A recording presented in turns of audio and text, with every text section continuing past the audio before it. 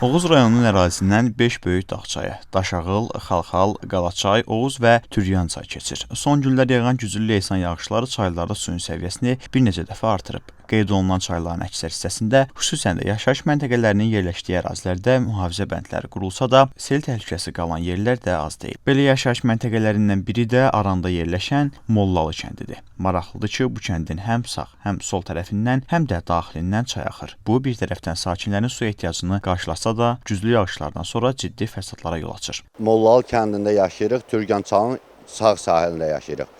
Bu çayda, yağışlarda sular artanda bu bizim kəndə düşür və ciddi fəsadlar verir.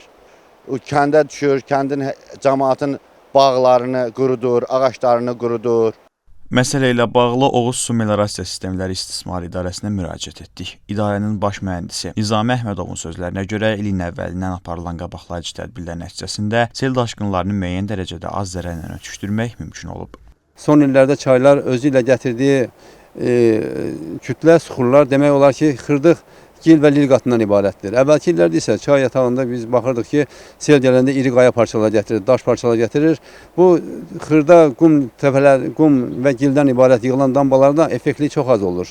Elə birinci seldə bu sel suları yuyaraq bunları tamamilə apara bilir və bu da böyük kənd üçün təhlükə yaradır. Biz bu il ərzində Mollalı çayında demək olar Türyan çayında 3 dəfə olaraq çay yatağını təmizləmə işi aparmışıq. Lakin elə birinci seldə də bu sel özünün təsirini göstərir, bunu yuyub təmizləyir, aparır.